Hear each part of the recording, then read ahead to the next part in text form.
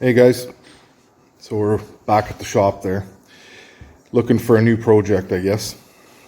Anyways, this is one that's coming up there. We just picked this up. We're gonna be chopping that up eventually. But today we got some other stuff to do there. We got this Pontiac Vibe. This is an all-wheel drive model. I guess we got this about 5 years ago. It's a great little car. They're real good in the snow and everything, but they do have their dilemmas. They're made by Toyota. Matrix is the same thing as the Vibe. One thing Toyota was never able to get right is their frames, and just like the pickup trucks, which I've repaired a few of.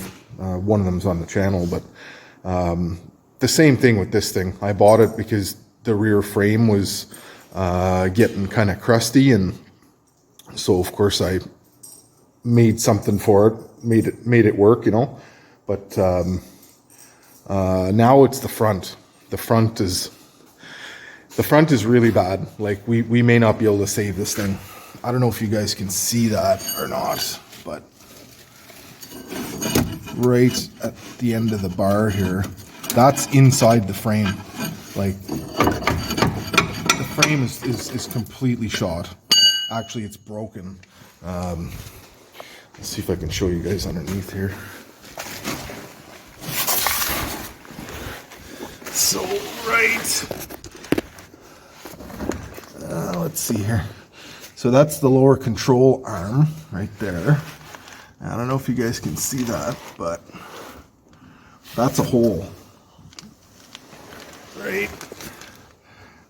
Right there. Well, that opens right up. When you're going down the road, that's opened up a 1/2 inch. So today I'm gonna try to make a plate. Basically what we want to do is just keep this for like a backup at home. We have another car. We have several cars, but this is a backup in case something goes wrong. We don't have new cars. We choose to not have new cars. We don't like the car payment. So I like to fix stuff. So we buy something for cheap, just like we did with this 5 years ago. We paid $500 for it. I put a 1/2 day's work in it. We haven't put a penny more into it other than tires. So that's why we choose to fix these cheaper cars, to avoid the car payment. So anyways, we're gonna have this as a backup. I'm gonna weld some plates up, try to make this thing so that it's, you know, safe, and only to go to the corner store if we need to, or you know, in case of emergency. But either we're going to replace the frame on this, we're going to assess that, or we're just going to scrap it and, you know, move on to another purchase. But you know, it doesn't need anything else. That's the crappy thing. It runs really good, and so if we can save it, I'd much rather do that. You know, the body's in good condition. There's really nothing.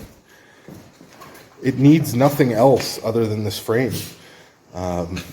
It's all real nice and sound.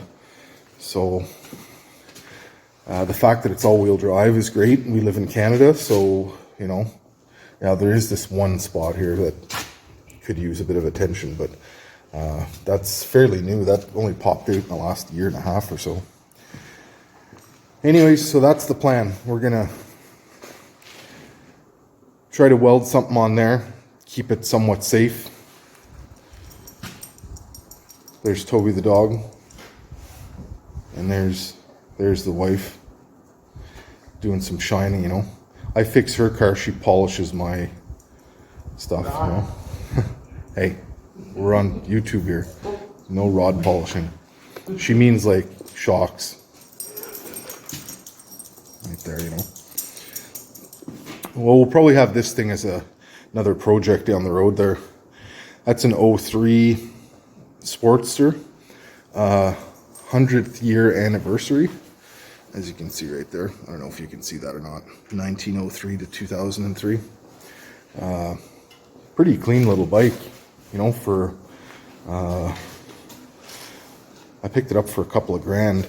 That's real cheap during COVID pricing and everything there, you're not finding anything like that. Actually, I was worried I wouldn't even find one, period, and just happened to come across this one that the guy wanted to unload pretty quickly, and so I jumped on it. All right, well, I'm going to get ready here and come up with a game plan, and we'll get this thing patched up, try to get it out the door. Man, this thing is in bad shape. Yeah, it's looking worse and worse. But I think we're gonna patch it up, bring it home, and maybe shop around for a front K-frame. I made this bracket here. I don't know if you can see it there. So that bolt here is real solid and bolted into the body of the car. So I've basically made a hanger there that goes underneath and then ties in to the lower table.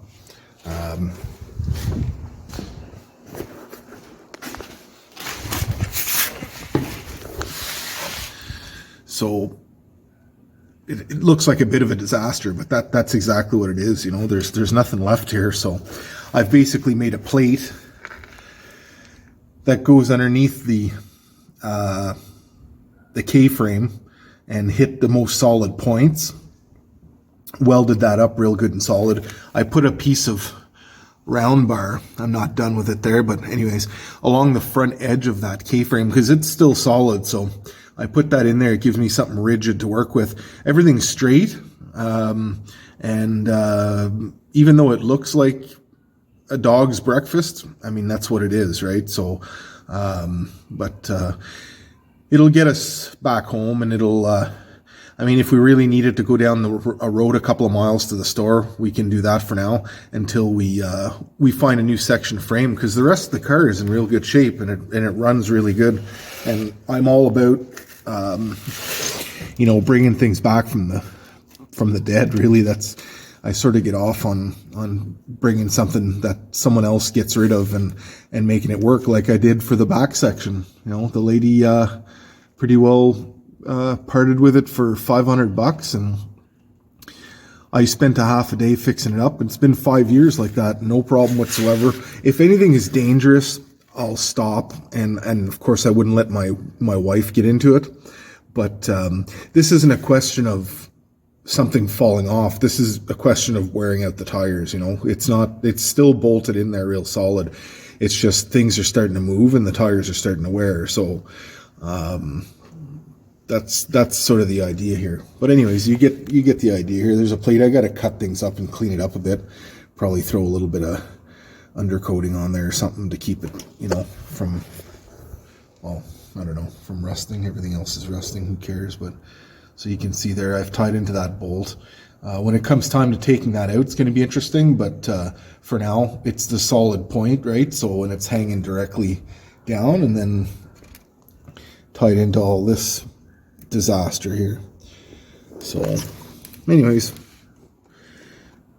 it'll do the job just fine. This isn't a how-to video. Don't do this with your Pontiac Vibe all-wheel drive. I'm just buying us a bit of time here, and it's also our winter car. We don't drive it in the summer because I feel it's a sort of a waste of gas to have an all-wheel drive car in the summer. So we have a couple other vehicles we use, and this is a winter car, so we'll patch it up and let it go down the road a little longer.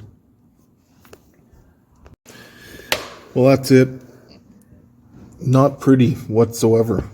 Actually, kind of an eyesore. I shouldn't be showing this to you, but it's, like I said, it's just temporary, and